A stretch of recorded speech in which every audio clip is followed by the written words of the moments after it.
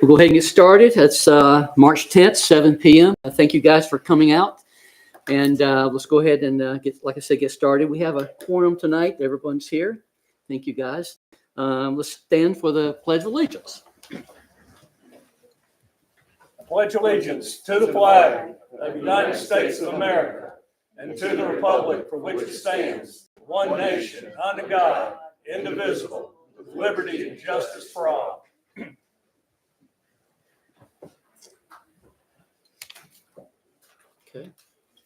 Okay. Do we have any additions, adoptions, or modifications to the agenda tonight? I think we changed the one. Nothing's thing I changed? wanted. We're all good. Can I get a motion to accept the I agenda? make a motion statement? we accept the agenda as stated. Okay. All in favor? Uh, Unanimous. Thank you. For the conflict of interest statement, in accordance with state law, it is the duty of every council member to avoid conflicts of interest. Does any council member have any known conflict of interest with respect to any matter or matters on the agenda? If so, please identify the conflict and refrain from any participation in the matter involved. Any conflicts? No. Okay. No conflicts. Okay.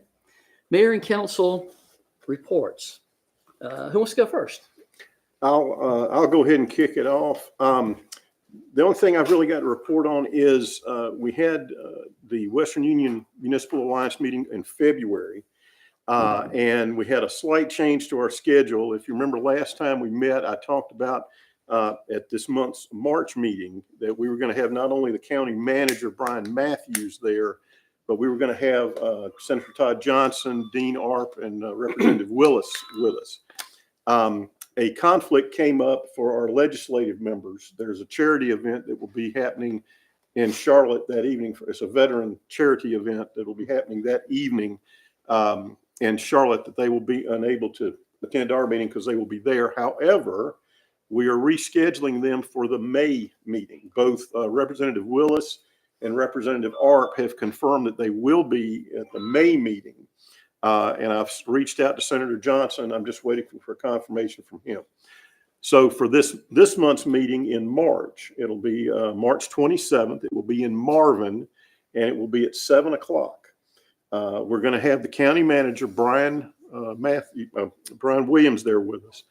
And some of the topics that we're going to be asking him to discuss include an update on what the county's water and sewer plans and current projects are, what the long-term capital needs of the county are, what are the things that they're projecting that they're going to be building or working on, questions on the county revals that have just gone out recently. Should have received.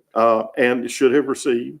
And there was one, I forget which community wanted to discuss some deputy duties with the sheriff's office. And then finally, a program that's here in the county that's senior meal funding for members in the county that have some meal assistance going on. So, and again, normally our meetings are at 4 o'clock, but this one will be at 7 because we'd like to encourage folks to attend, regular citizens. If you've got questions on what's going on in the county, this is the individual, Brian Matthews, date set 27, March 27th at the Marvin Town Hall. Jeff, is there a reminder on our Facebook page as a reminder? I don't, it's on the website, but if I'm sorry, I meant website. Thank you. But I don't know if we could, if I'm okay to direct staff to just send out an email, let's say the week of on Monday, just as a reminder saying Brian Matthews will be there. Because I'd really encourage everybody to come out. This is not the first time he's done this for our group. And Brian is a wealth of knowledge. He can tell you exactly what the most current topics are and what the county commissioners are discussing. And it's very, very informative. And again, March 27th. And just again, to remind everybody again that the meeting that we're having with the legislative members has been moved to May, and that will be May the 22nd. And that meeting is scheduled for Waxhaw. If we could send out a reminder for that for the staff, that would be awesome. Okay. And that's all I got. Okay. Anyone else?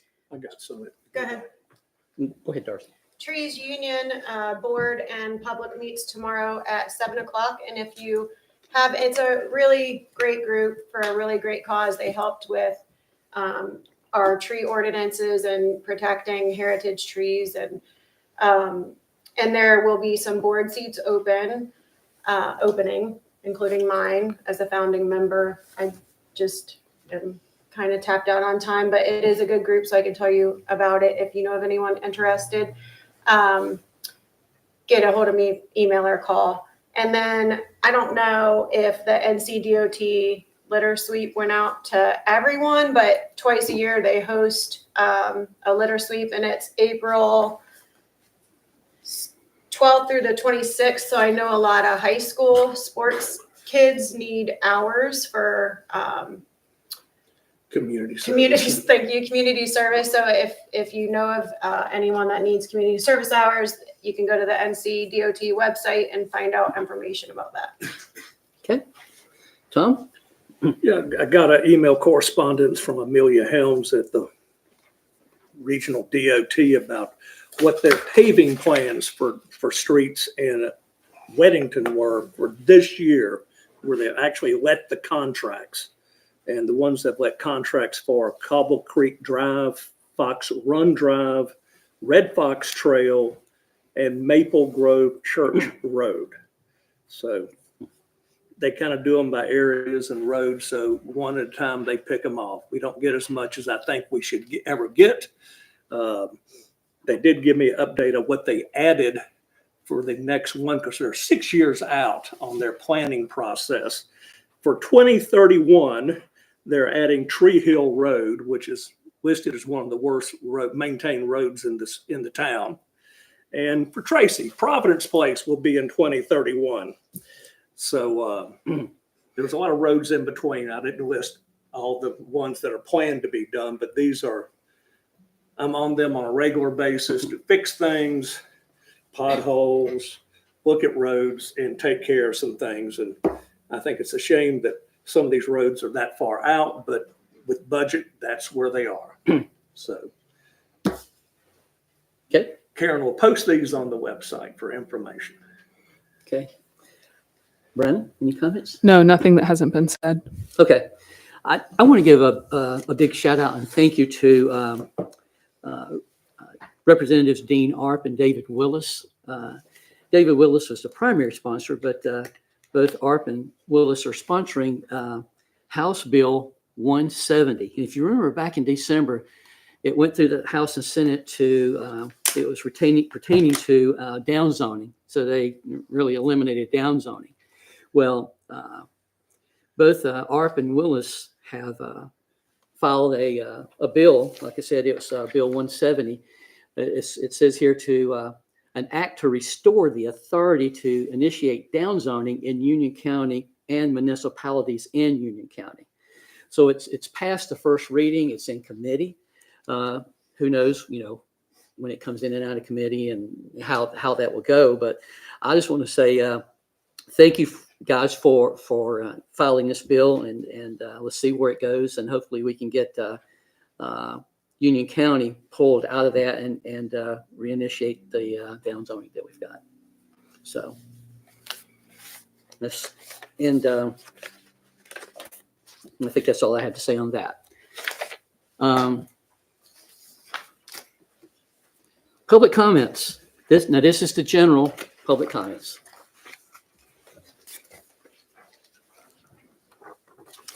Chad, come on up.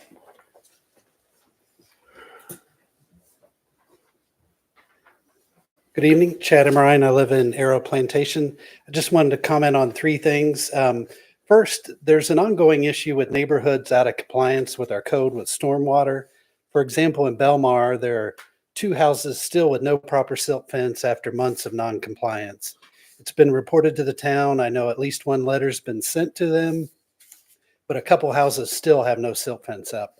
But with all these concerns of stormwater and runoff in surrounding neighborhoods, I would just ask that we can do whatever steps we can to have more enforcement and inspections for that. The second thing is I want to thank the council for the addition of 2 new deputies for Weddington.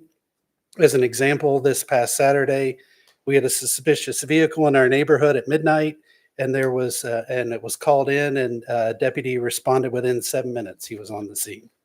And lastly, I would like to comment on the Ray Road presentation.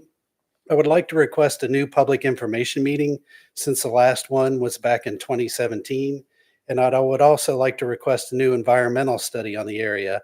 There are endangered species within that study area that were not captured the last time. And finally, I want to state that I believe that the Providence Road corridor to Waxhaw should have a greater priority and start sooner than the Ray Road extension. Thank you. Okay, great. Thank you, Chad. Elizabeth Davis, come on up.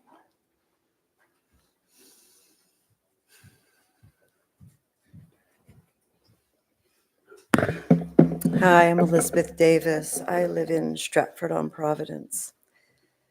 I join you this evening to speak to you on behalf of Stratford-on-Providence and Weddington residents I've spoken to over the last several years regarding the Ray Road extension, Project U3467. I have lived in Stratford for over 24 years and was actually the first to purchase in 1999, December. My quest to find an excellent public school system, as well as the R40 zoning, came to an end when I drove into Weddington all those years ago. Families move here who want to be close to the city, but not actually in it. The last environmental assessment was May of 2015. We feel it is vital to conduct a new and thorough environmental assessment to the area pertaining to this project, as a new federally protected species have been found within the boundaries of the protected area or the project area. Mundy's Run is known to be an environmentally sensitive, and great care should be taken to make sure it is preserved. Over a year ago, Arrow Plantation reported to the U.S. Fish and Wildlife Agency that a federally protected and active eagle's nest was located adjacent to their lake on the property of 610 Weddington Road, the Deal Farm. We've also been told Toll Brothers conducted an environmental survey of the same property and that they found tricolor bats nestled in a tree down from Eagle's Nest on the Deal Farm, adjacent to Arrow Plantation's lake. Tricolored bats are soon to be included on the endangered species list. Both of these nesting areas are less than a mile from the proposed Ray Road extension. Mundy's Run stands to be impacted greatly. It is important we do a full assessment of the aquatic and wildlife species in that area. There have been mussels seen along the banks of Mundy's Run over these years, and a full search should be conducted to rule out the Carolina heel splitters. It's also critical that Providence Road widening be moved up the list in priority. Traffic patterns have shifted dramatically since Weddington's last study in 2015. It has been known for years about the severe congestion and gridlock. Providence heading south into Waxhaw, with commuters taking alternate routes on narrow roads, creating a safety issue that needs to be addressed now. Yet NCDOT clings to outdated data to justify this Ray Road extension over Providence Road widening. We respectfully ask for a new traffic study to be conducted to reflect a 2020 to 2025 patterns to prove where the investment truly belongs. We question whether a stretch of 1.7 miles for the Ray Road extension was About needed. 30 seconds. Thank you. Years ago, we continue to question it today. Spending $179 million on this extension project, saving a mere 4.5 minutes, cannot and should not be prioritized over widening Providence Road. We are asking for a new public meeting and for a full environmental impact study. Not all progress is wise. The Ray Road extension risks irreversible harm for negligible gain. We ask you stop this nonsense from going any further. I appreciate your time this evening. Thank you. Okay, Mike? I signed up on the wrong form, so I'm for the classical form and not the general comment. Change them over. My mistake. Okay, all right. All right, public comments closed. And we'll move that one to the other. We'll do that. Public safety report. Come on up, Deputy Wren.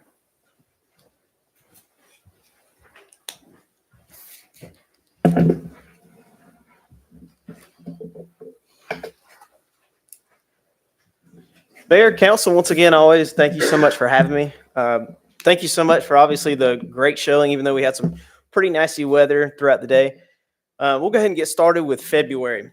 So we saw a little bit of a spike in the 911 hangups. We think that's going to be the conversion from people getting the Google Fiber and things of that nature, testing the lines. So we went from in the 20s now up to 37. So 37 911 hangups seems a little unusual for the times, but we're looking at the technology going through. Verizon might have had a sale on new Apple Watches and people syncing them up. Who knows? So we had 8 different vehicle wrecks with serious collisions, to include some with injuries. We had 19 without any injuries, just collisions. So we had over 26 alarms. 26 is about where we're standing for house alarms. 26 is going to be about our average number. We didn't see a spike. That's about where we're sitting normally. We saw 2 vehicle or house structure fires. Fire department did a fantastic job getting out there pretty quick. We normally are not looking to get those on ours. So the reason that we're seeing the number on our list is because they're requesting some type of assistance. So that's why it got converted to our list. We did step up a little bit more on our business checks. With the weather getting nice, businesses are going to be staying open a little bit longer. So we want to be able to get out there a little bit more. We had 16 different reports of careless and reckless driving. So we had 7 disturbances, to include 3 of them going to be connected to domestic disturbances. We stepped up once again to our preventive patrols, just hearing from the public when and where you want us. Now that we have the 5 deputies, our numbers are going to get a little bit increased whenever it comes to just a preventive patrol. That's going to be looking at getting in your neighborhoods, when and where and how and when you want us and need us. 24 different suspicious vehicles. That's going to also include maybe some of the construction workers, the fiber optics that we keep seeing and hearing about. So we still want to be able to check up on them. Please continue to call. It's not going to hurt our feelings, I promise. Getting out there, you see a suspicious vehicle in your neighborhood. You don't know who it is, where it comes from, who it belongs to. You know your neighborhood's a lot better than we do. We see a good bit, but maybe not as quiet as much as you guys do. Just like Chad was talking about earlier, we're able to get out there a little bit faster. Even though they're Google or whoever's putting in these fiber optics, the workers are starting to park in driveways and things of that nature. It's going to be a no-go, so go ahead and call us. If you don't like us, be able to get out there and let us know. We did initiate 113 traffic stops. That's a number that we're still not satisfied with. 113 seems like a lot sometimes for just a month. That does include our 24-hour coverage. So with that going on, we have 1,994. So 1,194 different calls for service, to include self-initiated activity. So the preventive patrols, the business checks, and things of that nature. That's a little bit higher than our normal, but we did just add some deputies to increase that call volume. With the weather getting nice, please encourage all your neighborhood children to be a little bit more cognizant. I know spring is right around the corner. We see the blossoms and we tend to a little bit excited, but let's not get premature. Let's continue to lock those doors. We've really done a fantastic job in the last probably 6 to 8 months, even to include Christmas, locking the car doors, being very vigilant, adding extra security cameras, things of that nature, maybe to your residents. That's been a huge, huge help to us. Little things like that tend to add up. Normally, whenever I get up here, I'll talk about, well, we did a saturation patrol or little campaign events as far as traffic wise. I apologize. I can't really give you that good brief because we wanted to change it up this year or this month for February. So what we decided to do at 348 Providence Road, we've been getting a lot of complaints, whether it's Crane Road, Ray Road, things of that nature, especially at night.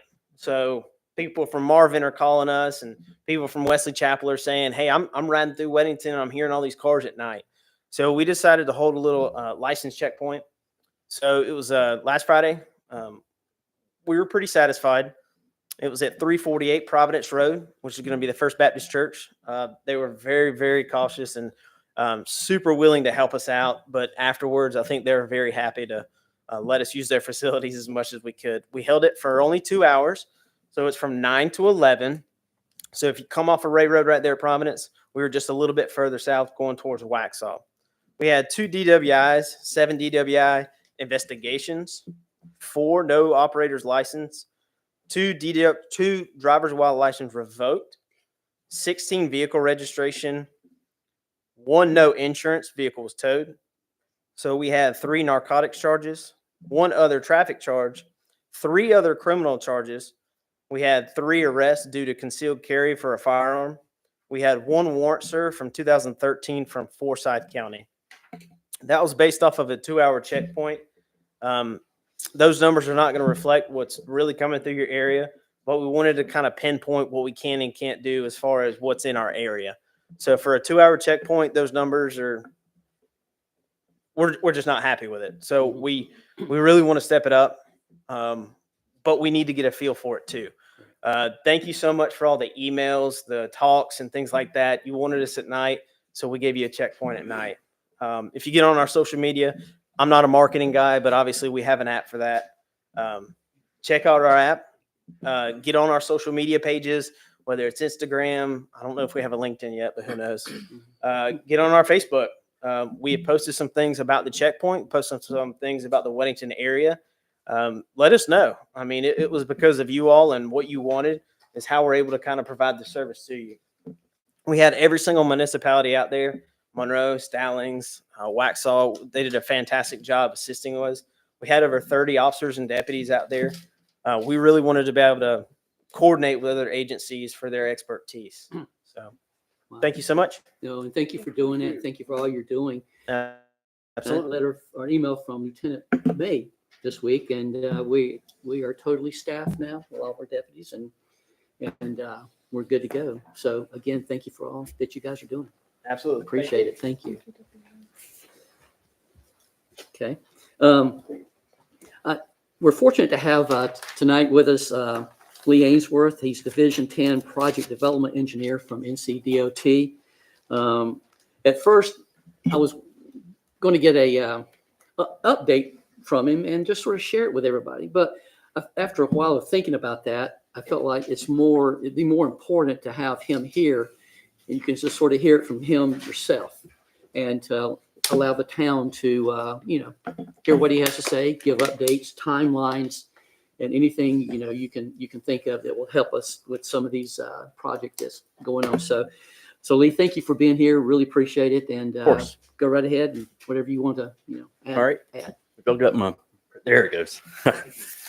Good evening, council. I'm Lee Ainsworth. Like Jim said, I'm the project development engineer for Division 10. And in talking with Jim a couple weeks ago, we had a couple other issues we were going through, and it came across projects, and he wanted to know if we come out and do a general update on all the projects y'all have in the area. But he asked us to do a little more emphasis with Ray Road Extension. It's probably our most imminent one within the next couple of years. So, there we go. I'm going to go over that one, and then I'm going to review NC 16 widening, and then do a little bit about our Forest Lawn Drive at Potter Road roundabout, and then we have a replacement on Newtown Road for a culvert. And hearing the comments earlier, I'm going to go through my presentation. At any time, if anybody on the council wants to ask me a question, please speak up, and I'll do my best to address Elizabeth and Chad's comments. Okay. So, Ray Road Extension. The funding scope of the project was obviously to widen the road 4 lanes to increase capacity. And that's generally what we do when we talk about pure capacity improvement. Have we been working on this project for a while? Yes, we have. I mean, this project's been in the works for almost 10 years now. And we came out and did our public involvement 2015, 16, and 17, I believe. And then in 2019, the MAP Act was reversed, and the state fell into litigation with all those property owners and was projected to lose over $1 billion. And at the time, a lot of our STIP projects got paused, and this was one of them. And then COVID fell down the next year, and that pause continued, and then we picked them back up. But during that time, we continued to do our bit that we could with design and our permanent utility easement design, and getting ready to the next phase, which would be right-of-way acquisition. So we began right-of-way this past fall. And so we've been actively acquiring parcels on the western end of the project, and with hopes of beginning utility relocation at the end of the year. And our current contract award would have been in the summer of 27, but we've reshuffled our STIP program due to the sharp cost escalation. Sorry, when I get a little nervous, I can't speak. I'll drink a lot of water, so my mouth gets dry too, sorry. You're fine. But our new SIP is in the fall of 27. And so when Jim asked me to come here, I started thinking about what does everybody want to see on the council that I could squeeze into a 10 or 15 minute conversation. So I started thinking about, well, the biggest deal would be our intersection designs. So I took the 3 largest intersections within the town limits, and one of them was NC 16 at Ray Road. And what we'll have when construction is complete is the ability to make all your movements off of NC 16. So you'll be able to go through, make your rights and make your lefts, but on Ray Road, your lefts are going to be displaced, like you see on all of our other reduced conflict intersections where you go down the road and you hit the U-turn and come back. And that's the main intersection. You can see the little side pieces because I didn't run out of room. And then I included one for Ray Road at 84. And I say that because that's where the existing 84 is, but the new 84 will go down Ray Road. That one's going to be pretty much a traditional full movement intersection where you make lefts off the main line and all your through movements. And then at 12 Mile Creek, same thing, full movement. Your lefts aren't restricted. You're free to make your left turns there. One other thing I didn't include, but I'm sure everybody's always going to ask about, is how are people going to get into Wayne High School? So there's going to be an opportunity to make lefts into the high school, but you won't be able to make lefts out. You have to make the right out, go down, hit the U-turn bulb, which I think is signalized, and then come back down to go east on 84.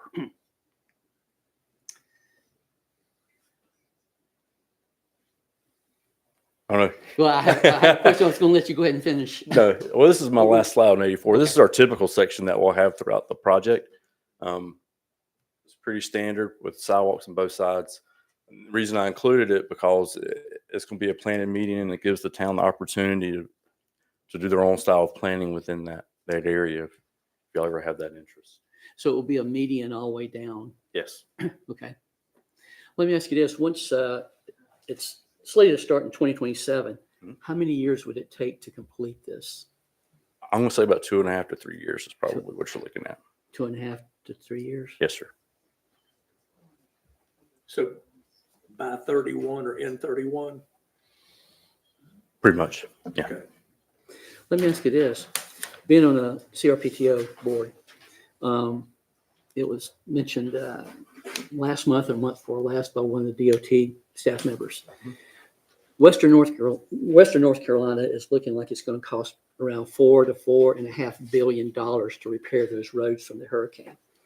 Right now, North Carolina is about 1.5 billion deficit. In saying that, the funding on this, with knowing that up there and the cost is, with the state, and the feds are going to recoup or going to pay back some of the money, but it's not immediate. It's going to take a while to get some of that money back from the feds to reimburse us. Right. Do you think this will actually start in 27? Do you think it will get kicked down the road because of, cost? What's happening in Western North Carolina? So right now, as it stands, no. They really don't know what the final impacts will be financially. Is there an opportunity? I mean, I can't say that there isn't. I mean, the state government, we got to balance the numbers somewhere. But going back to the federal aid, they gave us $350 million up front to go ahead and get started. Does that account for the other $4 billion? No, it doesn't. Right. But some of those STIP dollars in those regions will probably get reprogrammed to help balance that out. If it'll affect our region, maybe. But when I ask that question, I get told it's too early to tell. So we don't know if it's going to start on time. Not 100%. Yeah. If because of that. Yeah. But you're in progress buying right-of-way land currently, correct? Yeah, I mean, those dollars are funded and committed to the project in that year. So we move forward with all of our other projects, every project we have. What's the slated cost on this one project? Construction, last I checked, I think it was $103 million. 102 million. 103, give or take. Okay. Go back to the Ray Road Providence intersection. Okay. I just wanted to be clear on that, on what is or isn't allowed on the turns. So when this is complete, you will not be able to make a left turn off of Ray Road on the Providence, North or south, both ways. either way. Yes. You'll go through and you'll hit the U-turn bulbs that you see on the bottom left and the bottom right. You're doing it like what they do on 74 now. Yes, sir. Like in Monroe. Is that to speed it up because you don't have that traffic blocked off? Is that the thought? Well, there are two things to it. One, by removing those left turns, we pull out a number of signal cycles, which allows more green time to stay on your main lines. That's what I was trying to. And, yeah, and the second one is by removing those left turn conflicts, it increases the safety of the intersection. Mhm. So they'll go up to a designated U-turn and. Yes, they'll go down 500 or 600 feet maybe and hit that U-turn and come back. Will those be lighted to protect those people or not, or do you have any idea at this time? I know on 74, a lot of those have. They're signals. signalized. Huh? They're They'd signalized. be signalized, okay. That's what there's stars up there, I think. Mhm. That indicates signalization. I have my glasses on. I can barely see. Well, I know coming off of Ray Road now on the 16th, traffic in the afternoon is just backed up. Yeah. And Right. almost wish there was like 2 left Yeah, turn currently, we lanes. wish they could allow two to make the left turn and the other, the Right. right lane could be either left or right. You know what I'm saying? It would Correct. So be you're saying great. left off of Yeah, 84? Right up Mhm. Yeah. here. If you could. Well, I mean, this will relieve that. But it Most of won't, that 'cause issue. it's gonna end up making it like 500 feet ends up being the entry to their neighborhood. Was The lock or Stratford. Stratford on Providence. that's on 16 South. No, These we're are talking about going north. the U-turn bulbs will be on 84 Ray Road. Okay, I thought we were talking about, did you not say Providence and Ray? Well, that's what I said, Providence. Yeah, but turning north, not south. Correct, but if you can't turn north, you have to go south, which is gonna bottleneck This, that which is whole what's area. happening now. So if you had 2 lanes to turn north, Well, I don't think, then you're onto 4 lane, which is wider road and you could move on. Because people do go down and turn right, go down to Stratford and U-turn and come back well, up. what's way easier is just to turn left. The left line's backed up for about a mile.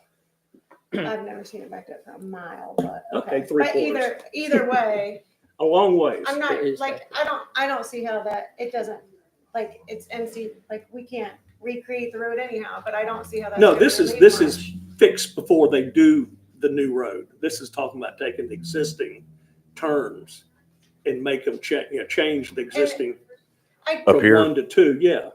To make 2 Until- lefts until or you 2 get this rights. done. Okay, y'all got me confused. Yeah, I didn't. Yeah. They didn't Until off you get subject. nothing, no change on this. I mean, I'll be glad if y'all want to mind writing that up, sending the inquiry to me. I'll be glad to We take can a look talk at to it. you and see more what- later about Yeah, that. Yeah. 100%.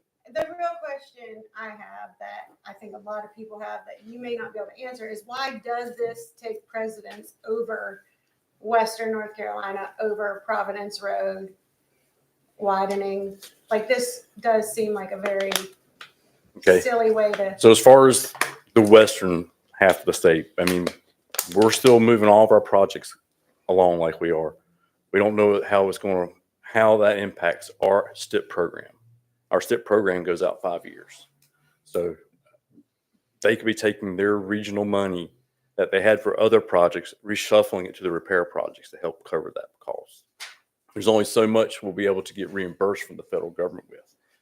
Like I said, they gave us $350 million in 2 different payments up front, but typically they don't pay us back until about 2 years after the work's done. That clearly isn't going to work here because this is the largest impact any transportation network's ever seen in this country that I'm aware of. But Yeah, the I-40 repair is monumental. You know, the cost of fixing I I-40 mean, you have 5 miles of I-40 that's disappeared. gone. Yeah. That's Yeah. That's never happened. And as far as comparing it to NC-16, so, when we submit these projects, we score them when we assign priority points at the division level. Typically, all of our projects we submit get the max score. So have the best effort to get selected. They go to Raleigh and they have a selection committee that uses a methodology across the state to determine which projects get funded at that time and which ones get funded later. Now, that methodology, I can't tell you everything about it because I'm not part of that committee. It includes congestion, safety, travel time savings, and there are a lot of things that go into it. Connectivity within the area. There's just so much. I don't even know them all. But this is how it worked out, and we're moving forward with 3467. So, okay. So let me ask you this. The time savings, has a study been done? I see traffic coming off of Ray Road, coming, I guess, going north, coming this way, then turning onto 84 here. If the road is built, how much traffic would it eliminate from this? Is there a projection for that over 10-year time? Whatnot? Because I know sometimes in the mornings, you in this roundabout here, you just have to sit there because people are coming up 84, and if nobody comes down to cause a break, you just sort of sit there. So I guess my question is again: is there a study been done to how much traffic would be eliminated? I don't know off the top of my head, but we do a forecast analysis. So when we fund a project, we take traffic counts existing, and then we forecast them out to a design year, usually 25 years from when we think the project goes to construction or from when we start design. That will tell me how the traffic will move and our travel time savings generally in that analysis. But I don't have that with me. Right. No. That's something that's going to take a little bit of time to hunt down. Well, I'll be Lee, glad I to don't do know that. if you were the one, I don't believe you were. When this project was first being talked about in 2015, there was a presentation that was done here. And if memory serves, the person from DOT that was doing it was basically saying that this extension was a design to remove the traffic from having to come through this intersection here. Right. That they wanted to give the folks coming from the Monroe side of the county a straighter shot into uptown Charlotte, that they'd be able to get on Ray Road sooner and not have to make the turning back. I know it wasn't, I don't remember if it was described as so much as a time saving, but as we're straightening out Right. the road, the path. And that's when also, to your earlier point, Lee, when they discussed this interchange where you go through, which would be on, if you're on Ray Road, it would not be on Providence Road, where you go through and turn around. And I believe they said it was something like a 20% or better reduction in collisions. And they actually gave it a name. They said it was called a Minnesota turn or a Minnesota. There's several different names. But that's where they were first done. Is when they were done somewhere up there, and they said that's where the safety numbers came from. But I know, DOT, I don't know how far they look out into their crystal ball about, these roads are going to need to be widened or such. But if I remember also too, this was part of the county's 2050 when they talked about what major roads were going to be widened and things like that. And again, whether the person who is, or the division that's in charge of the why, we're talking a lot of nuts and bolts here, but the justification part of it, I don't know if there's somebody that can come and address the concerns of our residents about, why is this important to be done? But that would be something I would be interested in, if, even if it was just in a briefing, if it was just something they could send us. Right. Because I know, again, it's been 10 years about now, Right. when they first started talking about it. So. And I saw something here recently, projection up until 2035. Yeah. And because of the growth in this area, if they didn't do something, then this little intersection here, it would just be crazy. Total gridlock. Yeah. Because this is handling primarily traffic that's not Weddington. This is Correct. traffic that's mostly lives east of here, east of here, comes through town or lives up towards the Charlotte area and has to be going east. Well, And this gets it around without having to go through. And again, this the little- reduction that they were talking about at that original briefing was given a shot to get to uptown Charlotte on Ray Road rather than coming through here, going up to 485. Right. And clogging more stuff up between here and there, Right. as I remember it. I can certainly get those volumes for you, what they reduced to. Yeah, right if you this could- year. if you could- Yeah. If you have something like that, it'd be Exactly. great. It gets them around and Okay. dumps them off. at So, Russell Mr. Chapel. Ainsworth, this project is in motion. Whether we as council members reach out to y'all or our representatives, or our citizens reach out to y'all or our representatives, this project is in motion. Yes. You've already Yes. started buying right away. Yeah, Yeah. like I said, we started buying right away acquisition. Now, if y'all want to reach out to us, whether it be yourselves, through council, through other members of the legislature, we'll be glad to sit down and talk with you. We do this on every project. If you have some concerns, maybe there's something there that we can still address. It's not too late. Mhm. We'll be glad to look at it. And the alignment is sort of set, right? I mean, it hasn't Correct. moved in quite a while, right? You know, when we came out and did our public involvement, our public input period in 2017, we brought alternatives for the routes. And then based on those comments, we selected the final corridor and we completed our environmental document based on that corridor. So Do you have a map of that? Because myself, like a lot of people are confused over exactly where it is, myself included. I don't have one with me, but I'll be glad to get you Could one. you, yeah, if you Yes, could ma'am. email me, that'd be awesome. Darcy, I've got the, from the public input, the last public input webpage, they've got all kinds of maps. I can forward that. Mhm. to you. Okay, that'd be great. Thank you. I'll be glad to send it to you. I can also find out, we don't do a very good job of updating our public website very well. And so I'm going to find out exactly what it is and get it to you guys. Could be. He's saying could be. I haven't looked at it in years. So, let me, and I'm just going to throw this out, just a crazy question. And we don't want to stay here all night on this, but to move the road away from Stratford a little bit, is that possible on that alignment? To give them more space there instead of it backing up to their backyards? Unfortunately, changing the alignment of the road would be extremely difficult to do right now. Now, is there opportunity to narrow up the impacts that we're having, keeping the same alignment? Maybe. Okay. Those are things we can certainly look at. I don't know specifically what they are. If we're already acquiring right of way from those folks or in that process, most likely we've already narrowed it down. Because when we show our public meeting maps, we go for the worst impact that'll be. So we have a wide right of way, have a wide utility easement, and through design we narrow them up into something more reasonable to what they can be. And there's people at Stratford too, just. Yeah.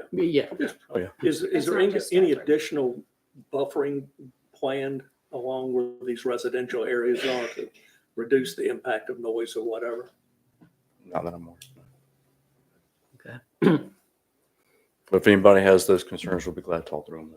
Okay. Probably I think several we of them. probably all I'm sure, I have know, I those. mean, it's, It's, Yeah, then we'll probably need to have I that think conversation. buffering would be greatly appreciated. maybe without looking at the plans, I don't know what opportunities are out there to still make that happen. Okay. All right. All right, 16. All right. So NC 16, our funded project scope was to widen 16 to multi-lanes. We actually begin right-of-way acquisition this April.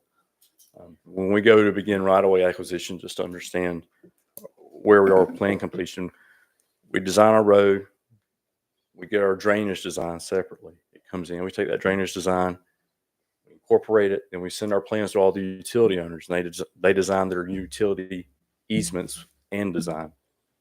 So once we get those utility easements, we've pretty much narrowed it down as best we can, and that's when we begin the right-of-way process. Of course, we have our environmental document before we do that.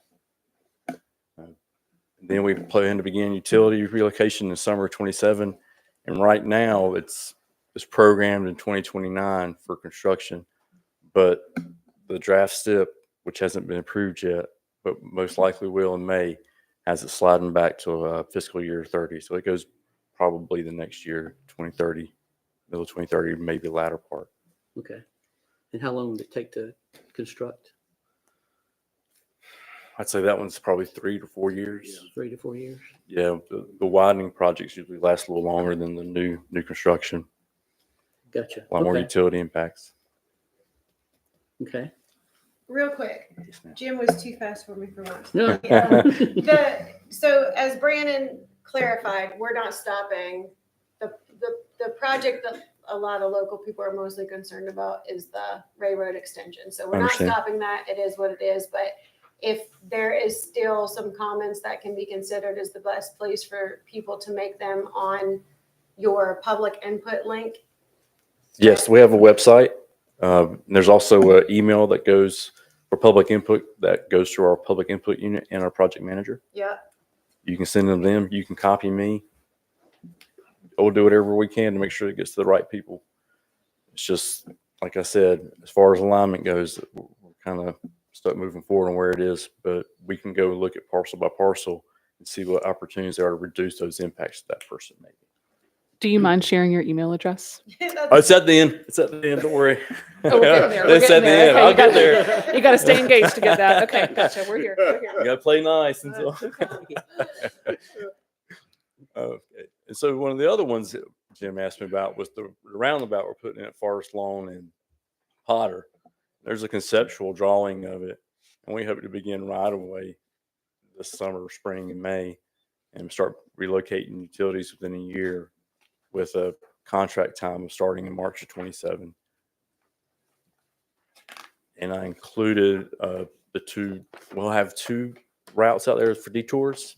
So if you're going one way, you can choose go east or south, or how north or south, however you want to orientate it. That this one got pushed forward a year, right? Because originally I was told it was going to start construction the spring of this year, and I guess it got moved down a year.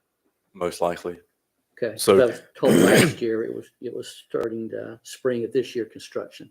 So yeah, we see a lot of projects get pushed back, and I don't want to throw anybody in the bus, but like we have to coordinate our utilities, and certain utility companies have a larger workload than others and aren't able to process them as fast as we want to.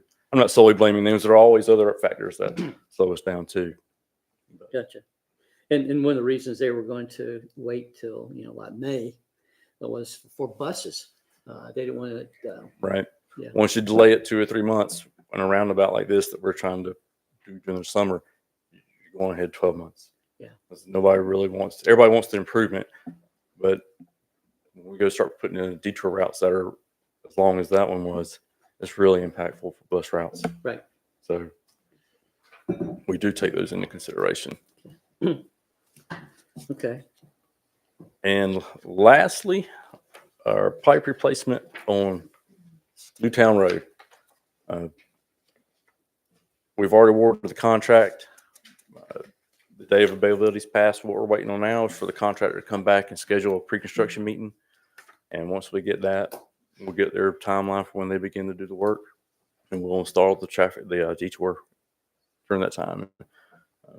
Benefit is it should be complete by March 10th, 2026. The actual work shouldn't take that long for pipe replacement, but it's just part of their available time. We have to give them a certain amount of time to schedule that work.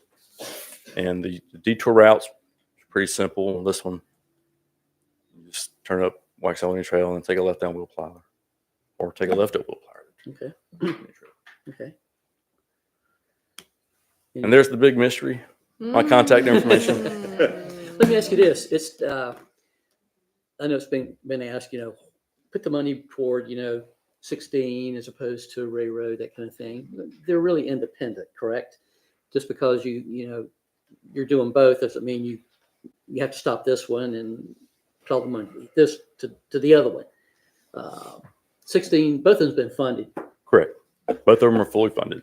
So both of them move on. I mean, they're independent of each other. Yes, sir. So They're scored Stop independently. one, You lose that money for generations. yeah, and you're right. You're right. Yeah, you'll You'll never see it. It goes again back in the our pot. lifetime. No, I think I'd read a couple years ago that originally you're quoting, you're saying that Ray Road was 103, 104 million. Right. I saw around 50 million, 65 million. That's The longer you wait, the more costly it Correct. gets, and it goes up astronomically. Yeah, that's how much of an increase we've seen on construction projects. I mean, that one's double. NC 16, it went up $60 million in 3 years. 60 It million in was 3 ridiculous years. between the two projects that both went up like 30 million. And you said that earlier, 16 is quoted, it's slated 170 to 180 About million. 160, 170 for construction only, and that's in construction year. So if we push it out another, you're looking at, on average 5%. Gotcha. 10% more a year. Yeah, that's crazy. And we've had years where we had one year it went up 13% through COVID. That's why we are at the STIP, why we've had to reprioritize and shuffle some of those projects out. And the reason I'll say with you, 3467, we had already started buying right away, so it stays on.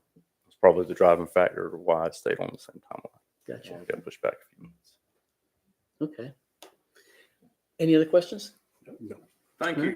Thank you, Lee. That's fine. Thank you, Lee. Did you want me to address I can address a couple of the public comments if y'all don't mind. Well, if you have a second. Yeah. Yeah. So, sorry, I don't need my glasses to read my. A new public meeting has been mentioned. I think that's something I can take back to leadership in the project team, and I think we can probably have a public meeting. But I need everybody to understand that everybody can come and provide comments, but it's going to be more informational, so everybody can see what's going on. Because there are certain things that opportunity to change is past. Because when we came out and did the input meeting in 2017, that was when we selected our alternative and moved forward to our environmental document. But that's something I can go back and talk to the group, and likely we can make something happen with that one. Okay. Let's see, a new environmental study was mentioned. So we did a consultation last year, and in that consultation, they didn't note any activity with the bald or golden eagle. But we'll do another consultation next year. We do one year prior to construction. But if somebody can email me, I'll have our own environmental operations unit at the division come out and take a look at it. So just call them, because we can't get in. Arrow Plantation's gated. We'll be glad to come out there, talk through that, see where they're located. I will say, if it's more than 660 feet outside of our study area, it's not included. But if it is, we'll do our due diligence to go from there. I don't know what that mitigation is, or what that process forward is, but we'll be glad to do it. The tricolored bat was mentioned. Yeah, it's most likely going to get uplisted to endangered. The department has a draft agreement with Fish and Wildlife that we can only clear trees during certain portions of the year. And it's like their nesting time, we can't. And there's another special word that they use for mating season. I can't remember what it was, but during those years, we can't clear trees. So when we go to start clearing, we'll clear outside of that moratorium. And if you've seen some or know where there's some located, by all means, let us know. And if they're within our study area, we'll come out and take a look at it.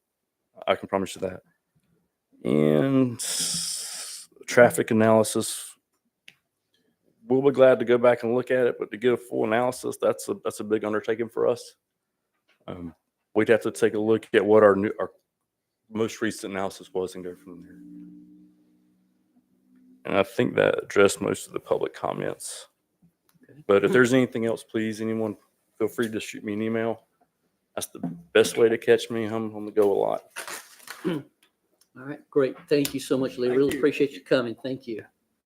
I'll take care. All right, thank you. Okay. Okay, next on the agenda is the consent agenda. We're looking for approval of the February regular minutes and the adoption of the R 2025-02 Cabarrus Stanley Union Hazard Mitigation Plan. Can I get a motion to approve the consent agenda? So moved. Okay, all in favor? Aye. Aye. Aye, it's unanimous. Okay, moving on to old business.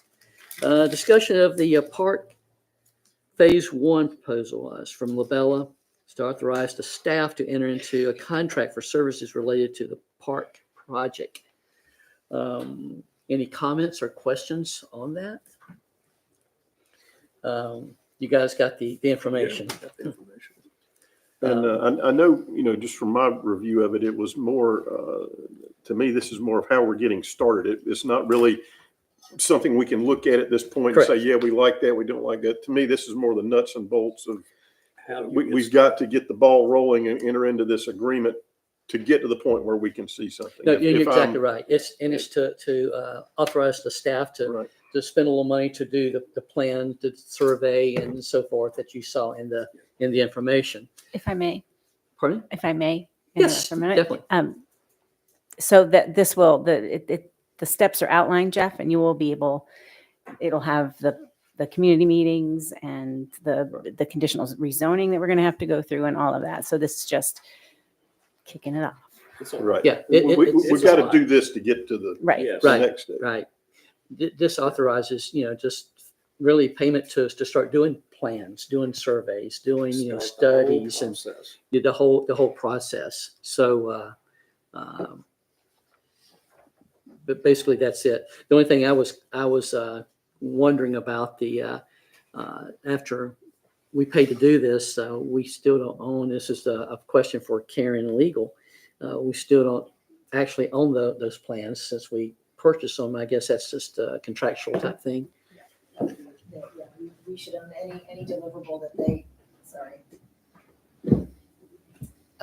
any deliverable that they're required to provide by a contract is ours. So, It says it's not. well, that's because this is the wrong contract. Okay, so, Yeah.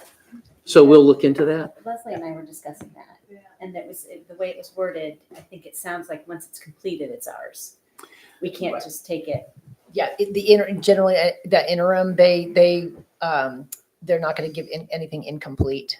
And so we'll go through that and make sure that the town has ownership of everything it's paying for in these phases. Okay, so if, let's just say we pay for the plans and all this other stuff, and we decide that, hey, this doesn't work for us, the plans are not ours. They will be ours. Yes, will. they will be ours. If you could you look into Yes, that again? Because absolutely. it's not how I read it. Yes, and again, this is not, the contract that we will be executing is not, we would be using our form service agreement that does have that information about ownership and who gets the deliverable at the end of the day. Okay, all right. Yeah, because that was just a big concern. All right. Any other concerns or questions about this? So, okay. So with that being said, you're going to look into that, into the question that I had. Staff will do that and make sure we're good. Can I get a motion to approve the staff to go ahead and enter into this contract agreement? I'll make a motion that we authorize staff to enter into the contract for services related to the park project with Labella and Associates. Okay, all in favor? Aye. Okay, unanimous. So we'll move forward with that. Okay, any questions from staff? Okay, we're good. Okay, item 12, new business. This is with Classica Homes in Hemby. It's an application by Classica for zoning approval for development of a 27-lot subdivision on Hemby Road, parcel number 06120004 and 06120004C. We'll have the guys do a presentation, then we'll have a public hearing, then the council will discuss at that point. Guys, you want to come up and welcome? Show us what you got.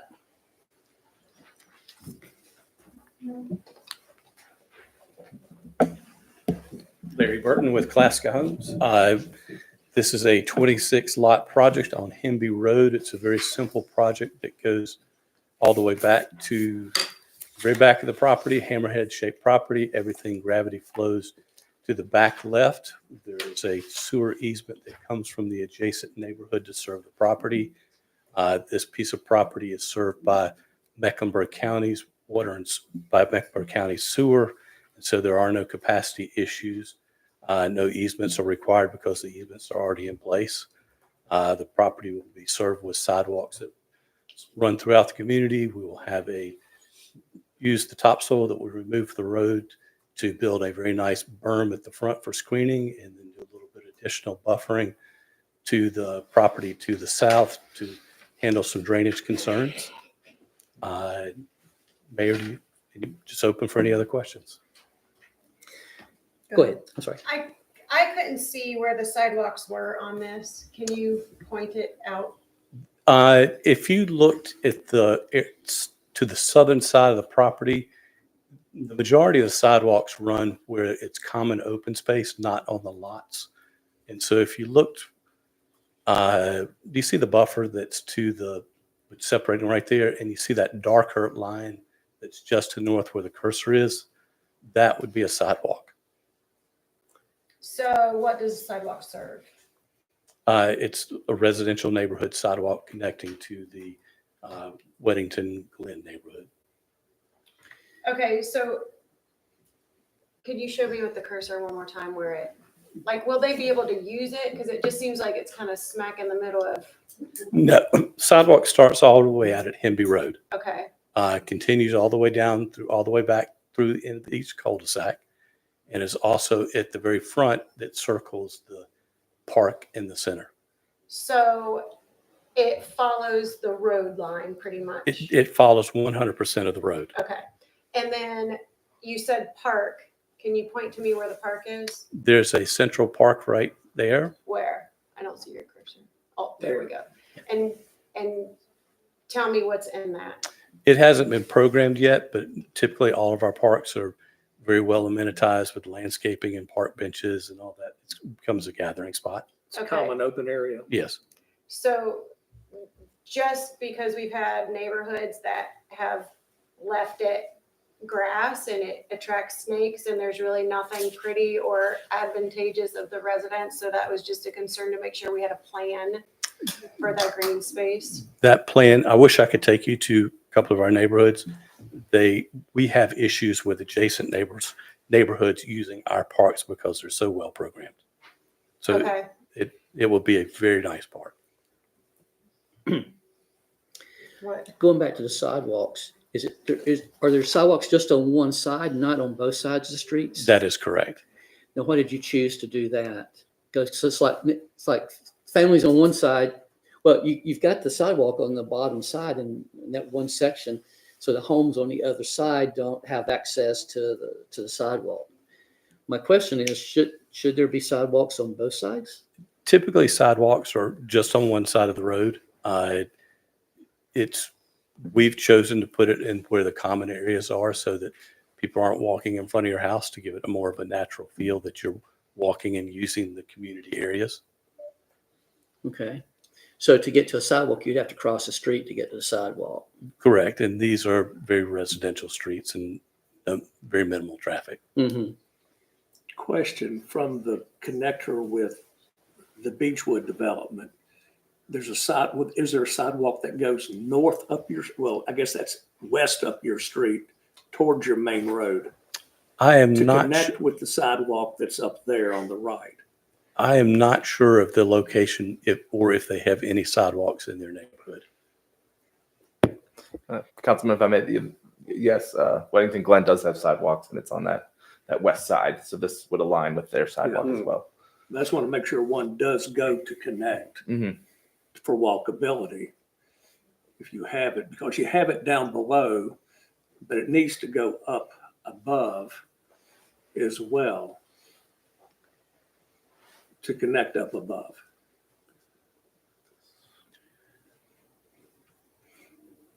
Is that understood? Sure. When you say, sorry, Mark Kime with Civil and Environmental Consultants.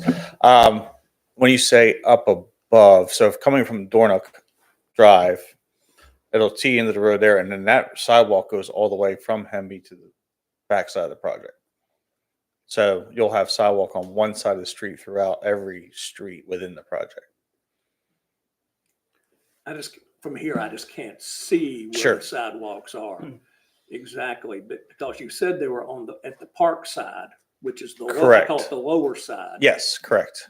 So Is there sidewalk on the lower side of that road all the way to connect to the back if you, portion. it might help if you looked at the screen behind you because it'd be a little larger. Oh, it does help. So I assume that little thing on the edge is a sidewalk? Yeah.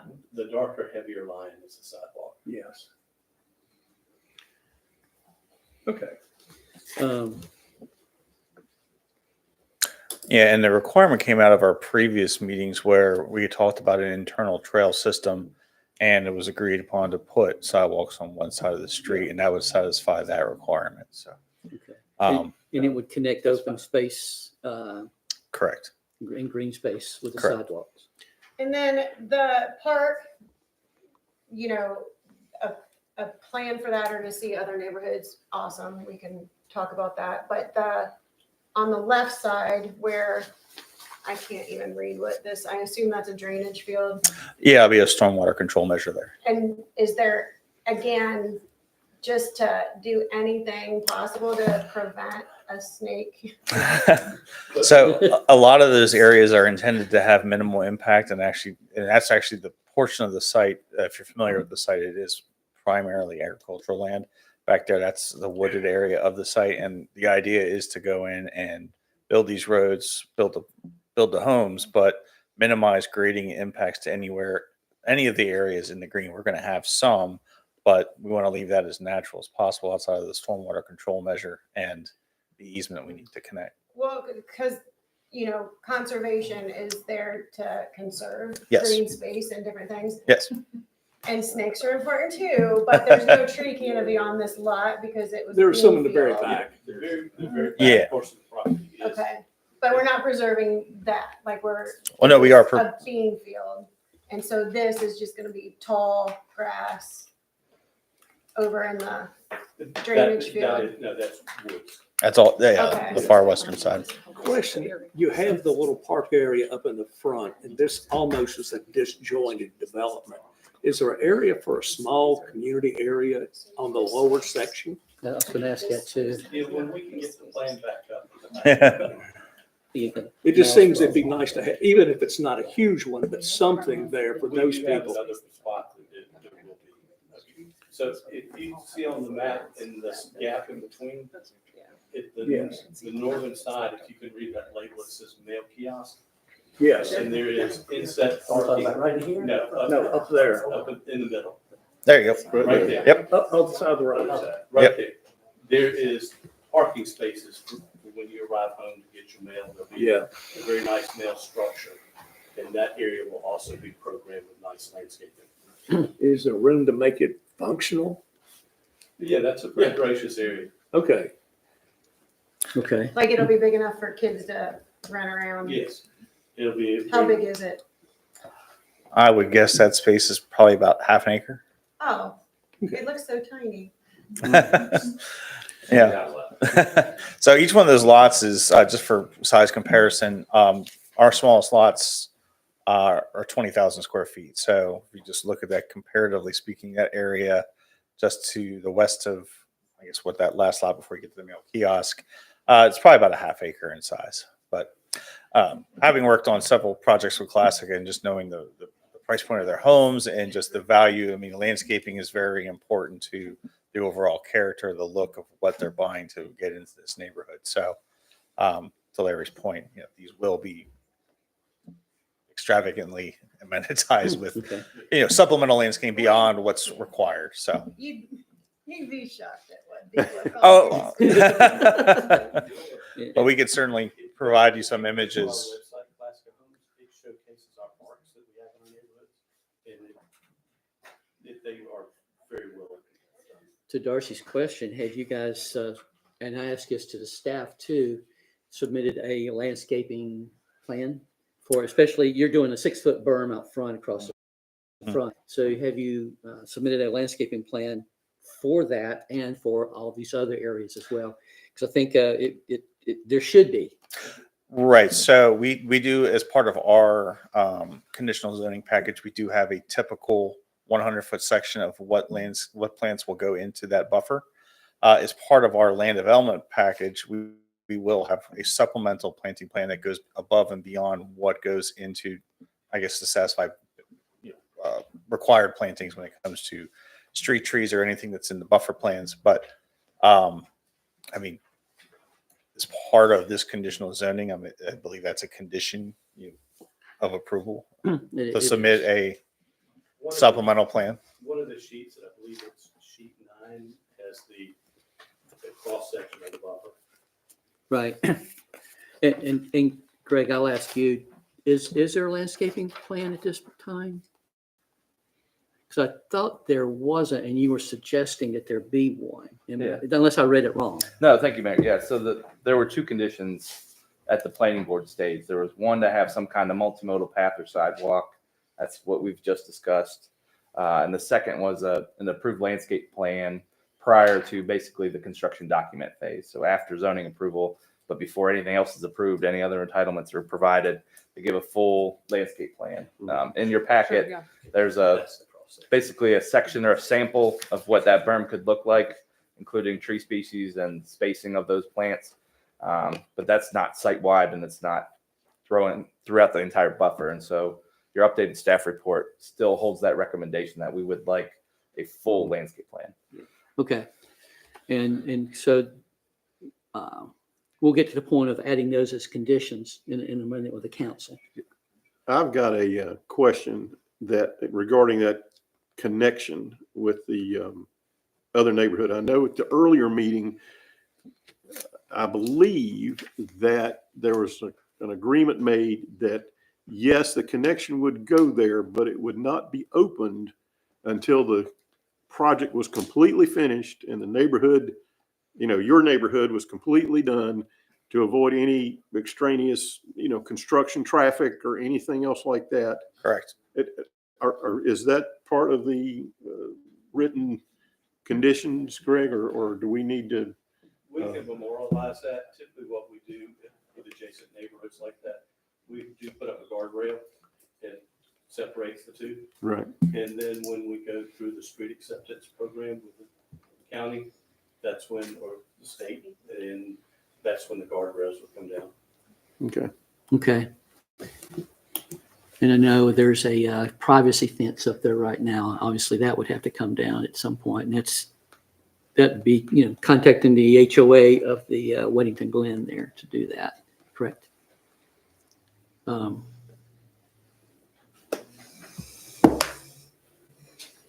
In the back side, would it be in really a field? Are there any? I don't see that there's any heritage trees or anything of. We did a heritage tree survey and we only found one, and it was located in stream buffer area in the far northwest corner of this page, where you see that, that area right there. And that area is not planned to be disturbed. So. Okay. So that tree will not be taken down? Correct. So where the pond is that mostly grassland? Or part of the pond area is wooded. So, and this is, essentially just a bubble at this point. It hasn't been fully sized. We'll probably reshape it and get it a little bit smaller. And try to, when we design this, we're going to try to minimize impact to tree canopy. So with saying that, should I asked Greg, should that be a condition that we place in there as far as, listing the tree save ordinance? Yes. So this was applied for in the summer. So there's a number of things that were grandfathered, but have been negotiated in good faith. For example, they could have gone as small as 12,000 square foot lots. They knew that we were moving towards 20, and so they went ahead and did that anyway, even though they could have gone smaller. Tree Save is another example of that. Tree Save was just now adopted last month, and so that technically would not apply to this project. But if we felt it was viable or necessary, it could be added as long as the applicant agrees. The Tree Save, the existing trees are shown on this slide that's on the screen now. You can see most of the project is currently agricultural fields, so the trees are really only here in the back. But as they stated, some of these trees will be removed for the stormwater pond, and so it could be advantageous to clarify how that's going to be replaced. Okay. Greg, what is the new tree save requirement? It's It's lengthy. I don't think I can summarize it. I didn't know if it was just I didn't know if it was just a percentage or. No, it was a full No. rewrite. So Okay, okay. So my question would be to the council, and I'm still a little confused, to what degree can we do the tree save with this? It's up to what they're cooperative with. Right, and so that, my question, that's going to be my next question. Yeah, they're not subject to that current tree ordinance as submitted right now. But if we would like some additional conditions that in effect do the same thing as that ordinance, you could request that. They would just have to agree as part of the approval. Because it does allow to remove trees in areas that have to be removed to do the project. It's the extraneous areas where you don't have to is where it really comes into play. Yes, I will attempt to summarize the updates to the tree ordinance. The primary intention of that is to preserve heritage trees or the largest canopy trees in Weddington. And so by identifying the ones that are on the site, that's one of the big check marks right there. Trees can be removed so long as they're replaced. And the intention again is to replace canopy trees, in the form of streetscape and buffers on the front. So the 100-foot buffer is a key replanting. So even if trees were removed for the stormwater pond, their buffer out front, while the requirement is going to also satisfy a lot of those planting requirements as well.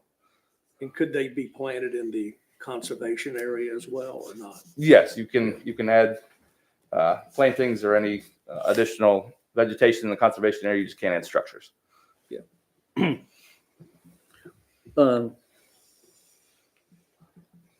So you guys are good with a certain amount of tree save where you can. Is that correct? If you went back to the site plan, Greg, and I believe that one of the pages has an aerial on it. You went back. I guess we just. I've only got a sample. Oh, okay. I'm hoping they read the packets. But we've done preliminary grading on this site, and the majority of the lot grading stays within the lots themselves. So the areas in green, our impacts to those areas are going to be minimal outside of the pond. So any trees that are located in those green areas more likely will be saved outside of the pond area. And to Greg's point, we can certainly supplement that with the buffer up front or any of the other areas that are shown in green but currently do not have any vegetation, like the area around the mail kiosk. Well, That can be made as a voluntary condition, correct, Greg? Our intention also, if you look at the area at the eastern corner where it's very large common open space, our residents don't want to maintain grass. We're going to supplement that with trees and let it go back to nature because there's no need to have it. Just don't put any pine trees Yeah, up, no please. pine trees. Or sweet gum. Or sweet gum. How far is it from the back end up to the park? Like the homes in that Y area? How, I don't know. I can't. Well, I think that's why he's talking about doing something there in that little narrow area to help those people out. Can you point? Yes. And that's a better location than down behind. Are those all trees behind the 3 and the 3? Yeah, that's healthy standard tree. Okay. But you're considering 2 parks? Yes, for the Okay. mail kiosk, that would be just as primary a park as the one in the central park. Okay, that'd be great. And if we could have plans, because I am on your site and I'm not understanding how to find the Yeah, come around. area. Like the, If you go to, scroll down first. go ahead. Let's look at, this is one of Mark's neighborhoods. And if you,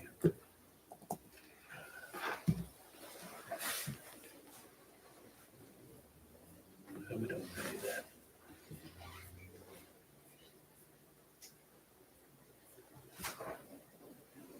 This is one of the parks. Okay. And as part of the, I don't know if you guys can see that, but but as part of the landscape stuff, we could get a general game plan for the 2 parks. Awesome. That'd be And that great. is a park that he decided. That'd be great. That would be a condition, correct? Is what you're saying? I would like for it to be. Just Back around for a long time. not that I think they're going to be sneaky, but it would just be nice to Let's know. go back to additional tree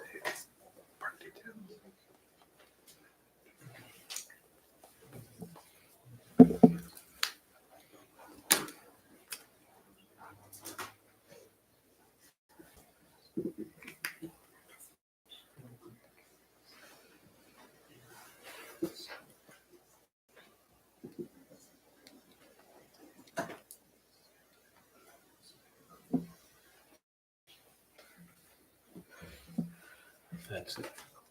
This would be like a park? Well, that's the mail kiosk in that very large Oh, neighborhood. okay. It won't I be mean, that with great. Railroad Extension, this might be a hot item.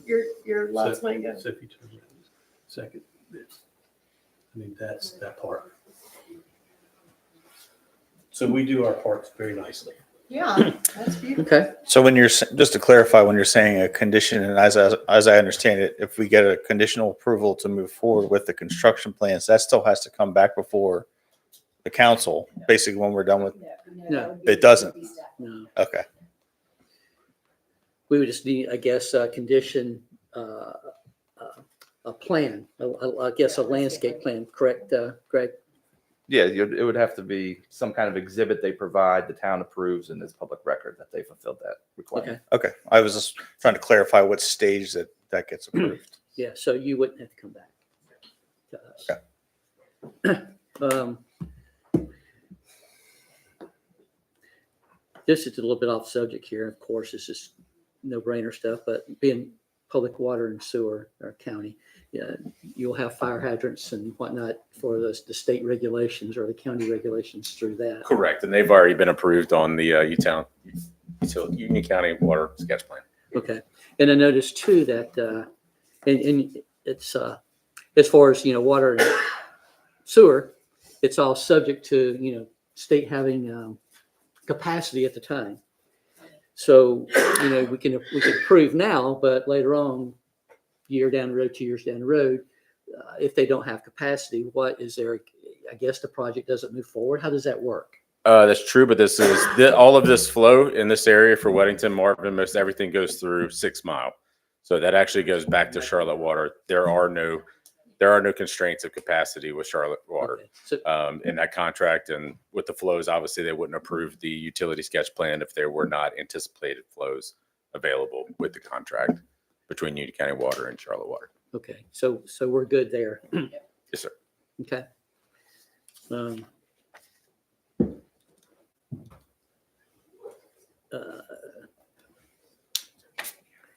Any other questions before I do a recap? So for recaps with conditions, correct me if I'm wrong, Greg, would be a tree safe to the degree that they are agreeable to it. The park, like Darcy was just talking, a park plan, I'll call it a park plan with the layout.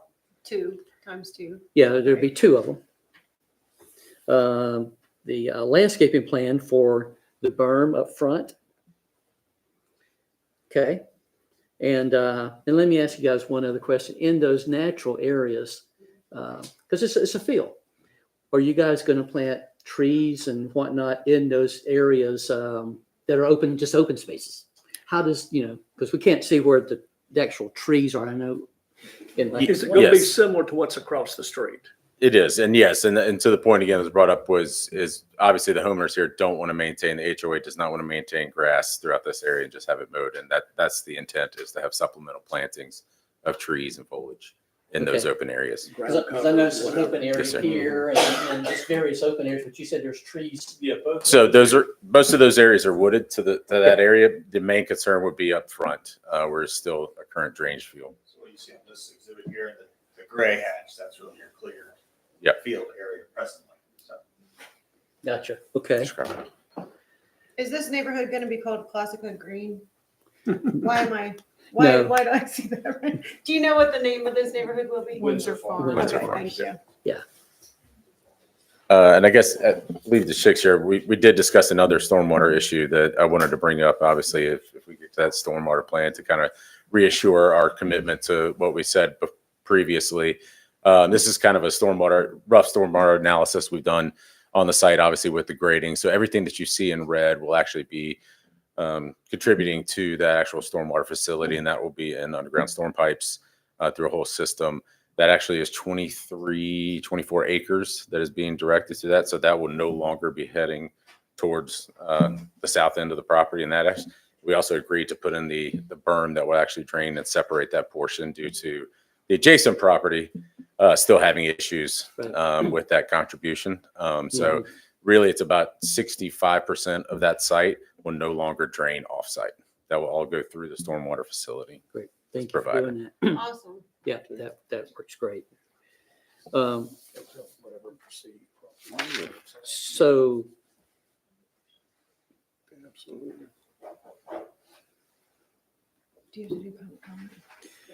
any other comments or questions? One more time, Greg, could you, just for clarification, the conditions that before we take a vote, just to make sure we're We gotta all. have You have to do public hearing. public comment. Oh, I'm sorry. Let's do public comment. Then we'll, so we'll open up public comment. And I don't have that sheet, Debbie. There you go. And I'll do that. And Mike, you had signed up on the other one because you want to come up for this one?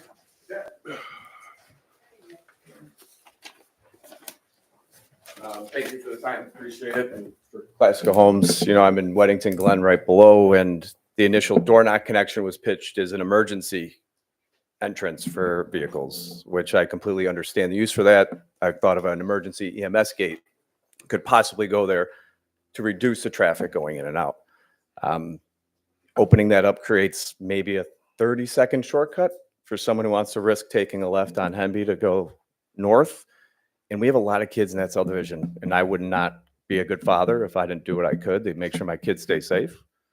So people drive crazy around here, and the fact you can still drive in this state with a cell phone in your hand is beyond me.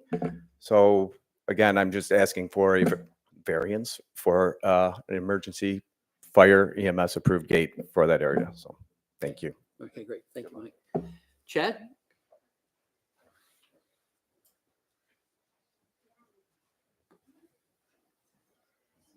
Good evening, Chad Emerine, Arrow Plantation, and I just had a couple of comments on the Classica development.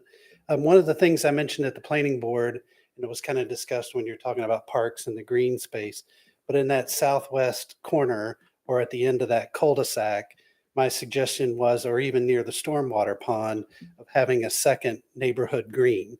Like if you look at Harlow's Crossing and you look at, it's kind of a similar divided development like that with the tight spot in the middle, that it would benefit those residents down on that bottom side if we could incorporate a second neighborhood green down there that would have an opportunity for kids to hang out and play instead of having to go up towards either the mailbox area or the very front.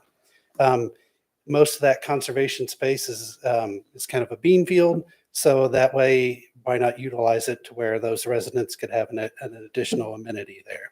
The second thing is that I think it was kind of covered was that common open space of what is it going to be? Is it going to have some supplemental plantings versus, as you've seen, like Weddington Glen had an area that could have been utilized for a neighborhood green and it was not. So just trying to maximize that use of that conservation space that's allowed per our UDO. And then also in 917BL1H, it states that the stormwater retention ponds can be used in the conservation areas, but they should be landscaped and available for use as an integral part of the conservation area. So just as part of what you talked about with the future landscape plan, that it should have something incorporated there to where it's not just a dum-dum stormwater pond sitting at the bottom. Then the other thing is, covered the sidewalks, but the other thing I wanted to mention is for the last year, I've asked the town to make it a priority to ensure all applications are complete per our UDO. At the time of the planning board, there were items missing that are now present here. And I asked the town that you work to make sure all of these items are present at the time they go to the planning board so that they can make as informed recommendations as possible.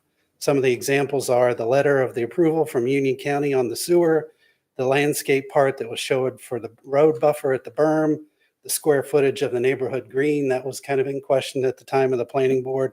All of those things should have been there at the time it went to the planning board. And also in the packet, it's still missing the community meeting report from the first meeting. Those meetings kind of got out of order of where we had community meeting before the site walk and the charrette. The community meeting report at the site walk was there, but I didn't see anything of at the high school. And there were a lot of questions and comments there, like Mike referenced, as far as the connection, just making sure that was covered there. And then Lastly, I think it does follow the UDO and the land use plan, ideally on a parcel like that with not a lot of conservation space. I would have loved as a resident to see an R40 layout, but it seemed to follow it. Thanks. Okay, thank you, Chad. Shannon Todd? Good evening. Thank you for the opportunity. I will be brief. My name is Shannon Todd. I am on the board of directors at Bromley. So I've been in Bromley for about 8 years now, and I have had a front row seat to all of the consequences of the development that is taking place in this community. I happen to live down near where two of the inlet streams converge. And over the course of the time that I've been there, I've seen Weddington Glen, the completion of Bromley, Luna, Baxley, and Cardinal Crest all get built up around us, right? And in those 8 years, the lake, Mundorf Lake or Bromley Lake, is filling in. I would invite anybody that is involved in this proposal to come take a look and see the consequences and the environmental and ecological damage that's taking place. I understand that there are going to be stormwater provisions and there's going to be silt fencing and erosion and sedimentation control. Those things are never perfect. And when they are not maintained, which I would argue that most of these developments have been sloppily maintained, the consequences fall on the residents of Bromley. So to the extent that we approve another community and it increases the deposition rate, either through poor stormwater control or increased flows and velocities through the streams that carry the water to the lake, the expense to clean that up falls on the residents of Bromley, and that's not fair. So I would ask, before you guys approve this, come out, take a look. You can also see the damage that's taking place on a time lapse of Google Earth. You can clearly see it. It starts around 2015 and carries through to today. Thank you. Cool. Thank you, Shannon. Okay.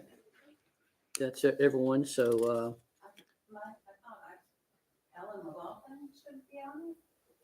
oh, I'm sorry. You are. Come on up. I looked right over your name. I'm sorry. Hi there. My name is Ellen McLaughlin. I live in Bromley. Thank you today for hearing me. I specifically work on safety and security. And as a result, I've been reaching out to other neighborhoods, but also really walking my neighborhood. People then have been coming to me on a regular basis to talk about not just crime and safety and security, but the water-related issues that we are having. So, me personally, we're inundated. Between Weddington Glen, Enclave, Luna, now Classica. I walked outside this morning. I looked at my lamps on my garage, and I could go like this with the dirt and the dust and the red. They are red because we're inundated. And I know Classica is only 27 homes. It's not a lot. But all of that all the water and the dust and the silt and the drainage, it's pouring towards Bromley. If you look at the street where it's going, it's coming to us. And that's where the creek is. And all of that is going to drain into the creek. And all of that is going to come to our lake. And then it's going to cost me money. I have 2 kids in college. I need to be worried about all of those expenses. I don't need to be worrying about dredging the lake because the developers are making money. So please just consider. I've heard that this development tilts to the left, which is backed by us. I hear that they're putting a berm towards the front. Maybe there's some way to contain some of the silt and the dust and the whatever that affects Bromley. So thank you for listening. I appreciate it. Thank you. Anyone else I missed? Okay. Public hearing's closed. Council, let me ask you this. Guys, would you like to address any concerns or comments? Stormwater runoff? Sure, absolutely.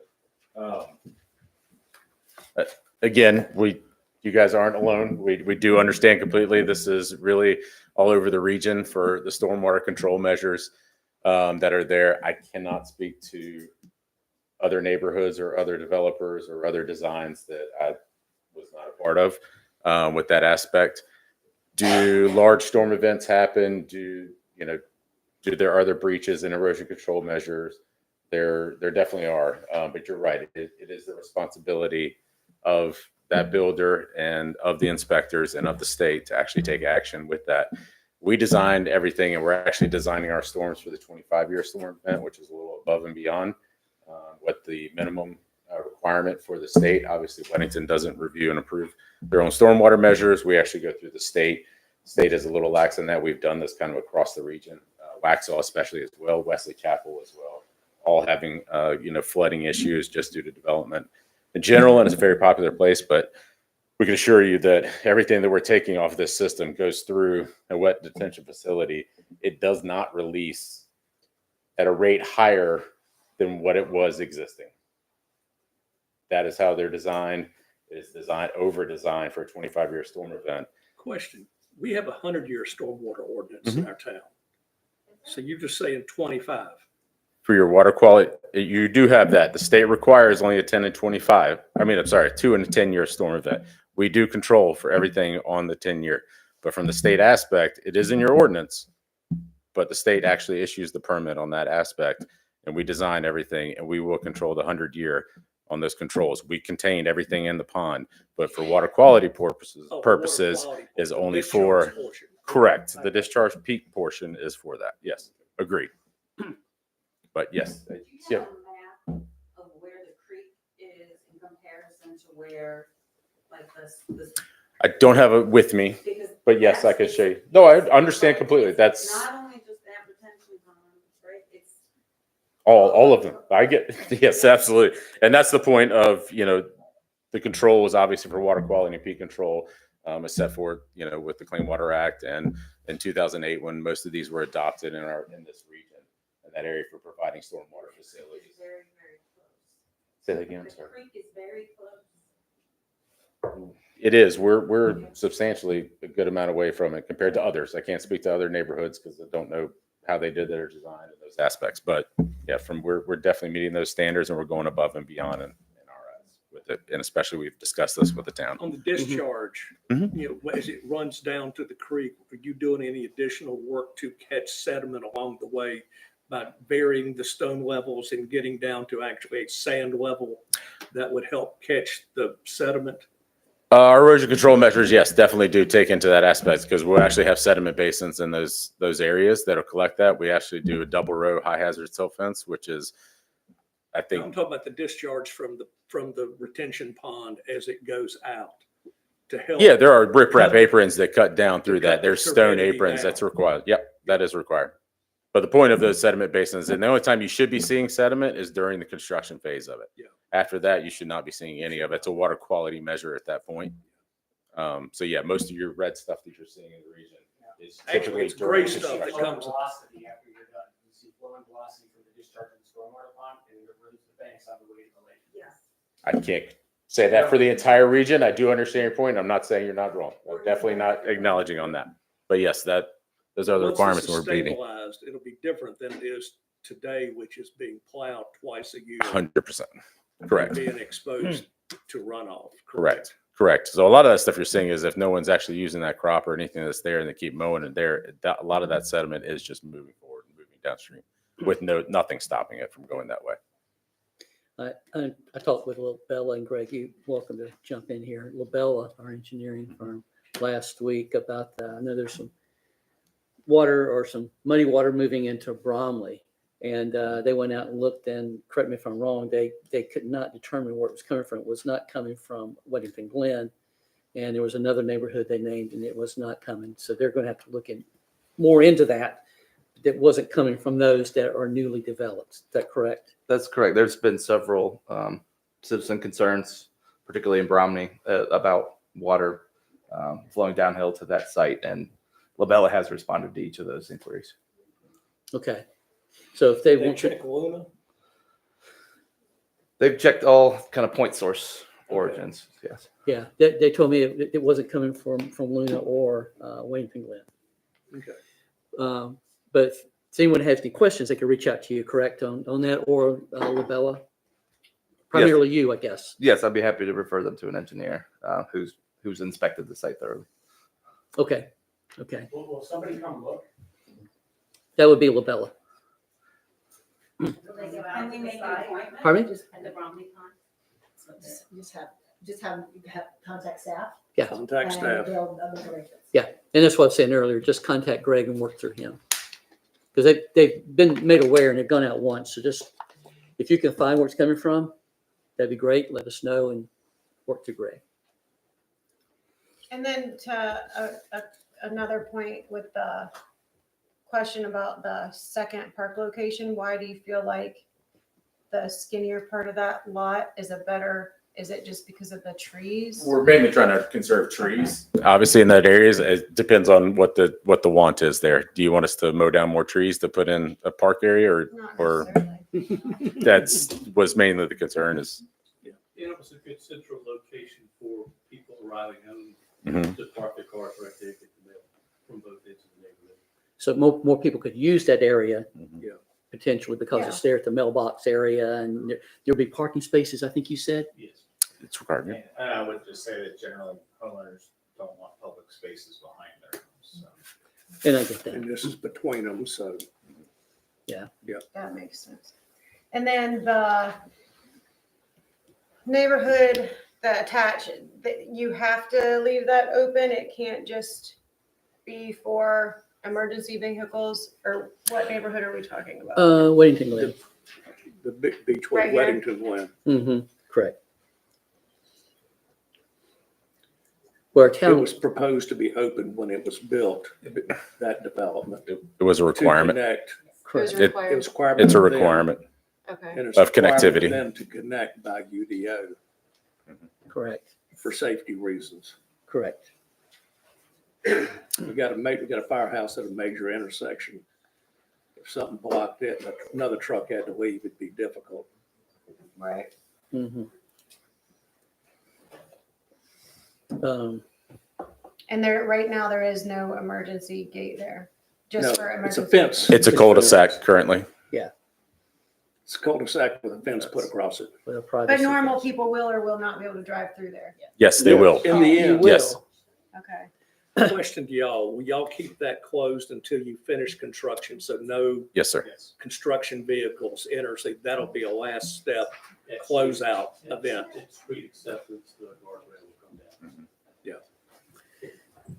And FYI too, I got it. As long, we'll keep it up unless the fire marshal says it has to come down. That's a caveat. That's fair enough. okay. Okay. And FYI too, talking about the kids playing in the cul-de-sac there in Weddington Glen, we got permission from Beechwood and the engineers that open area back there behind those homes currently that's having a water issue. Correct. Up on the hill. They gave us permission, or gave the community permission, once that's turned over to the HOA, they can make that into a park. Keep the kids from playing in the streets. Just can't do any grading, don't do any dirt movement. You know, if you want to plant some trees and some Put benches and put a put some playground swing and sets all and that stuff for the kids, make that into a nice, and cut the grass and make it into a nice park. They gave permission and said the HOA can do whatever they want to. So that would get the kids out of the streets into what Weddington Glen can make into a nice little park area themselves, which I think is a good idea. That doesn't apply to this, but it's a good Right. idea. I'm just saying, you know, the question, the statement was made about kids playing in the streets and that, you know, the cut through and that kind of thing. Anything else that you guys can think of to add to it, council? Okay. I'd still like to go over the conditions so the staff is okay with it, and make sure you guys are okay with it, and you're good with it. Before we make a motion, we'll Yes. be 100% clear what it is. Mm-hmm. And if we miss anything, staff, could you, or Greg? I'll read the full development guidelines and standards into the record, and you guys, I'll pause after each one and you let me know if I've missed anything. Okay. Number 1, development standards. The development will be governed by these development standards. All submittals presented to the town board in support of this application and the applicable provisions of the Town of Weddington Unified Development Ordinance in place on the filing date. of other regulations. The rezoning plan shall comply with the current version of applicable non-unified development ordinance regulations at the time of individual permit submission unless otherwise specified under state or federal law, including GS 160D-108, permit choice and vested rights. Examples of these codes may include, but are not limited to, building codes, fire codes, and/or codes or regulations administered by outside agencies. Schematic nature of rezoning plan. The rezoning plan shows the general location of all structures, and exact locations of structures may be altered or modified during design, engineering, and construction phases of the development, so long as the minimum ordinance standards are met and such alterations or modifications are materially in keeping with the rezoning plan. This is where we need to pay attention. Access and transportation. All roadway improvements and construction within the subdivision will be subject to the standards and criteria of the Town of Weddington and/or NCDOT standards for road construction. Required connection road to Dornoch Drive in Weddington Glen, as shown in Exhibit A, will remain closed until the completion of development unless otherwise directed by the County Fire Marshal. Pedestrian pathway provided connecting cul-de-sacs of Road A and Road C or alternate pedestrian plan in accordance with UDO Section D 917B L8. For environmental features and open space, the site shall comply with the minimum open space and tree save requirements as set forth in D 917A, P, and Q of the Weddington Unified Development Ordinance. Landscape and buffer plan with detailed tree save and mitigation plans shall be submitted to planning director with specific planting plan detailing the 100-foot thoroughfare buffer for review and approval prior to construction plan approval. Exhibits of design and landscaping of parks, 2, submitted to planner for approval. Stormwater management. Applicant shall meet all requirements for stormwater management as required by the Weddington Unified Development Ordinance and as required by town engineers. Water and sewer connectivity approvals from Union County and permitted uses for this site include all uses permitted in the RCD and R40 districts. This site may be developed with up to 27 single-family residential units. Do we need to change that to 26 since it's only? It's 27. Oh, it is? Yeah. Oh, So, why? one other little caveat, we had an unusual situation in one of our neighborhoods where we had the guardrail up, and because of the school bus, they didn't want to have to go all the way in and then come back around and go up to another neighborhood. They requested the guardrail come down in that particular situation. So it's entirely possible the school buses may also make that request. And I Do think you want me to that's- add it to the Yes. public schools too? Yes. Okay. As she's adding that, I have a question. Did the TIA trigger a, pardon me? Turn lane. A turn lane, exactly. You know, I know at one time we were talking about that turn lane out front, and so where did that end up? We were going to have turn lane takers that can in and out, but not full-blown turn lanes. Right, turn lane. Yeah, but they fell under, I believe. What, so you're saying that fell under No, the? fell under It's the, under The trigger? required, the trigger for requirement, yeah. but you're putting basically, you call it tapers, but almost like an entry lane. Or is it, Entry or exit It's lane. about on the- 7 to 10 feet back from the edge of roadway. Yeah. That it tapers down to the road. It's an Yeah. NCDOT It's really- requirement. Somebody can get out there. It's not a It's grass not- big of a turn. it's not a lane. You can later. It's not a lane though. It's just sort Not a of, lane, no, sir. right. It's what you, Make it easier. yeah. Okay. Okay. Did we capture the tree save fully? We were talking about, that's what I know that we have the standard tree save stuff, then just want to make sure that the full, okay, thank you. Okay. Questions, thoughts, comments? It's all compliant with the UDO. I'm not sure what else you want to beat it up with. No, we're not beating up. We're just making sure we're happy. And No, I making sure think you it's- didn't have any ideas or I think thoughts. it's covered. We're covered? I'm Okay. making a motion to approve the project as stated with the conditions Okay. that we have. All right. All in favor? Aye. Aye. Unanimous. So we'll move forward. Thank you. Welcome to Weddington. Okay. Don't we have to do the consistencies? We got to do the consistency Yes. statement. Yeah, Mhm. gotta do the consistency statement. All right. You want to read that for us? Yes. It's in the, you can just reference the consistency statement as presented by staff. So I just make a motion that Yes. we accept the consistency statement as in the package. Yes. Okay. All in favor to accept the consistency statement as presented in the packet? Aye. Aye. Okay. It's unanimous. It is, it's not. Sorry. Yeah. Who made the motion? And consistency statement was unanimous. Presented by Jeff. I'll be blamed for something for making the motion, but who cares? Okay. How that is. Are we good on Oh, you this? still have it. I've been saving. Okay. Discussion of, unless I'm missing one here, consideration of volunteer advisory board appointments, which is the planning board. I thought we had code enforcement. Oh, am I missing one? Yeah, that'll be next. Code enforcement will be next. Okay, I'm sorry. Yeah, okay. There's one down. So can I get a motion? I will say this up front. I want to thank everyone who came out. We had, I think there was 11 candidates. Everybody was great. A lot of qualified folks who came out, and I really appreciate everyone's willingness to be involved and come out and be a part of the town and get involved. And so, unfortunately, we only had 2 positions open, but everyone was definitely qualified. And I just want to say thank you for everyone who did come out and be a part of this. Can I get I'll make a a motion? motion that for the first position, we nominate Scott Buzzard. Scott Buzzard. I'd like to make a motion for the second position. To Well, let's Gotta do them one at a time. Gotta do one at a time. Sorry. Next, all in favor of Scott Buzzard? Okay, we have 2 for and 2 against. Yeah, you gotta ask for the name vote. And so all not in favor is Aye. 2. Okay, and to break a tie, I will vote in favor of Scott Buzzard. So we have 3-2 on that vote. Okay.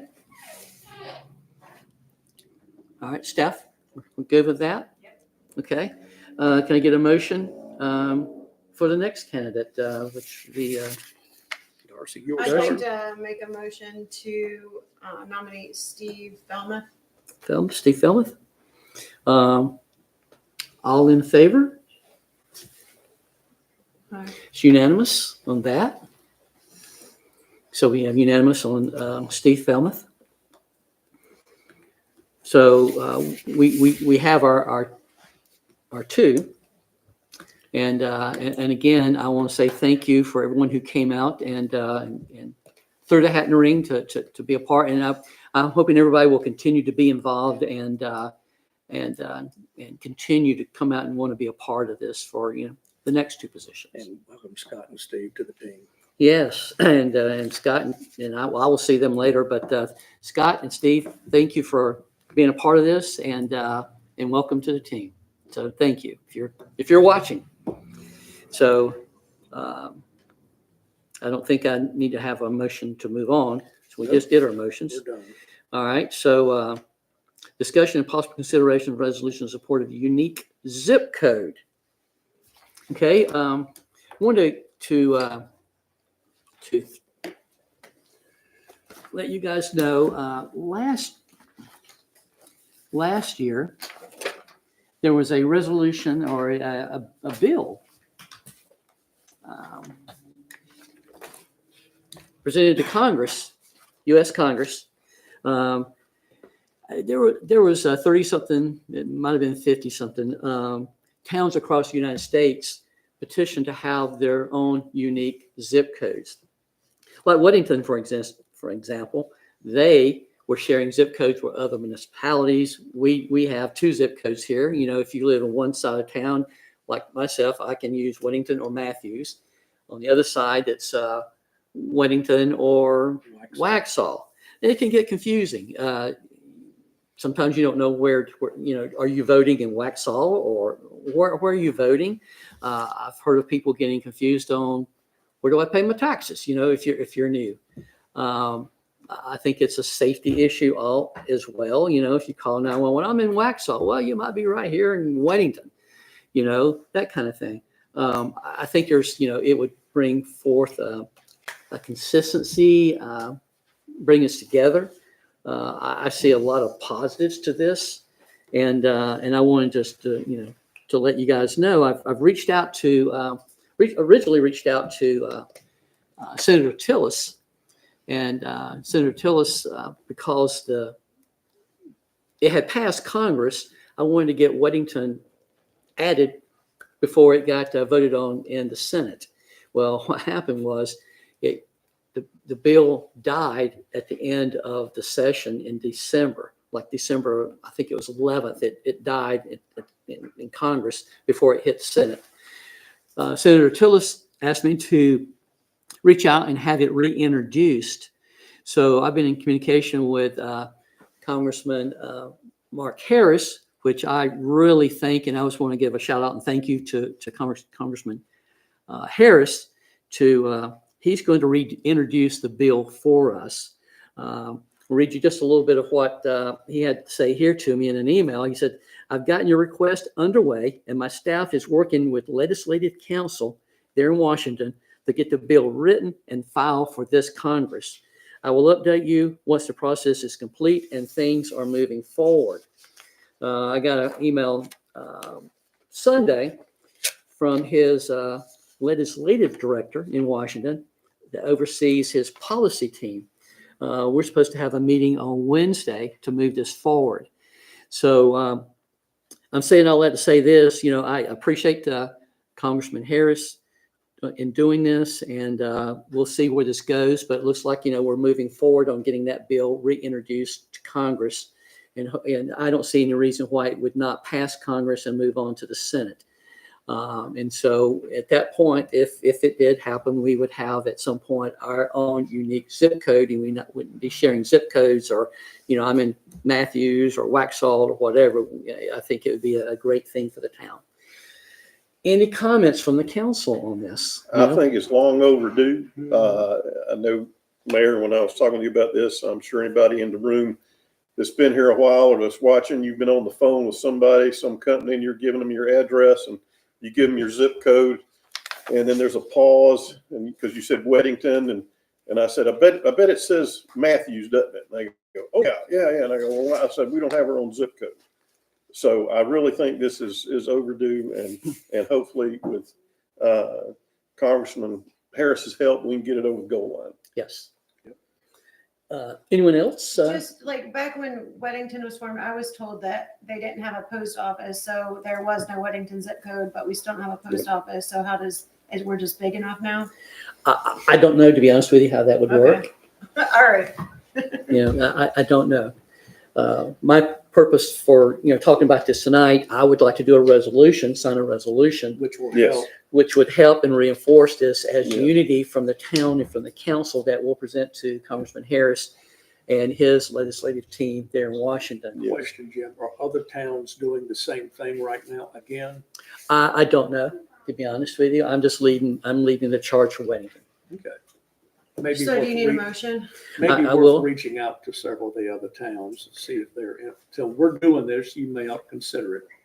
That would be up to them if they do that. I'm pushing this for us. Excuse me, Mr. Mayor. I have shared it with Marvin and Wesley Chapel as well. So, and they're going to send it along to their Yeah, councils. we have a lot Okay. of small communities in our county, and Yeah. this So is that's very good. helpful. Anyone else? Any comments? Just fully support it. Okay. Can I get a motion to? I'll make a motion, we approve the resolution as written. Okay, all in favor? Aye. Okay, we have a unanimous vote on the resolution that supports the unique zip code for Weddington. Okay. Staff, good? All right, good. Thank you, guys. Code enforcement. You have a copy of the, in front of you. We are working on getting some properties abated. We are working on getting some permits submitted, and things are moving along. Okay. All right. We're good. Update from our finance officer. Flash tax collector. You have the monthly financials in your packets. The audit was submitted to the LGC. Hopefully, Ann Craven will be able to come out at next month's meeting and present the audit results to you. You also have in your packet a preliminary budget for fiscal year 26, which is not based on any revaluation. Those notices just went out. We will incorporate them and come up with some tax rate scenarios for the retreat in March. What I did want you to be aware of is the proposed non-operating items that are included in that. I want you all to take a look, see if they seem like anything you don't want, or if there's something that you want that's not there, to let me know. And those are the driving factors to what we're gonna have in the budget, other than this regular outlook. And this is stuff we will talk about at the retreat. We will go in depth with the retreat. Yes. Okay. Good. And Look forward to it. But it helps to know what we want when we have that discussion. So take a look at what's here and see if you want me to change anything for the retreat meeting. I'll say this too. I'd like to talk about at the retreat, just something to give us all something to think about. I know there's been a steep reevaluation for the county. I'm just going to say it like this: it puts a hurting on a lot of folks, with a steep reval like that. I would like to see what we can do with how we can be, revenue neutral and not hurt the residents. Do our part in bringing it down. Based on what we're seeing here with staying status quo, we have a really good shot at being able to go revenue neutral. Good. So. Good. So just to repeat what Leslie said, we have a very good shot at being revenue neutral. You're going to look at the numbers. We're going to talk about this at the retreat. Yeah. Okay. All right. Now that would be my goal. When do you expect to get the full package of numbers, values? You don't ever get that until April. You don't get it to April? Okay. So right now, I'm based on my own personal, my neighborhood, people that I've talked to outside, I'm seeing 50%. I don't know, we were concerned it may be as much as 60, but I'm gonna go with 50 for the budget. So a 50% increase. Okay. Well, if you do that, you're gonna have some ups and downs Right. in there, but that's probably gonna be close to where you budget from. If it ends up being a little higher, that gives you actually more cushion. Right. Yeah. I know that the paper quoted paper is 63% but I don't know where they got their numbers. Right. And there's still the appeal process, so. Right. We'll Okay. see. Yeah, but I don't expect to get anything official from the county until at least April. Will we be able to tackle this at the retreat, or? We're just gonna Yeah, I use think we'll have a you'll really use the good 50s. stab, and then, I'm thinking that if anything, revenues would be higher, and we would have to either reduce the rate more or maybe find something to do with that extra money. But we can budget at a conservative amount of tax revenue expected. We gotta grind some sausage. Right. Yeah. So, okay. All right. But the good news is you We think, don't want to budget the revenues high. yeah, the good news is you think we can do this on a revenue neutral basis based on the first look. I think we can, as long as you guys don't have anything that I haven't accounted for. Yeah. So, Okay. All right. Cool. Thank you. That's all. that's it. Okay. Transportation report. That's me. And because of time, there's not a lot going on other than what we just had. You don't want an update from the planner? Oh, let me finish mine and I'll come back. How about that? I'm sorry, I jumped ahead. Sorry about that, Greg. But I'll just say this. I don't have a lot. We got our transportation update done earlier, and so we're pretty much done with that. I'm sorry, Greg. Go ahead. He was hoping to get out of it. Yeah. No, I'll keep it light and brief.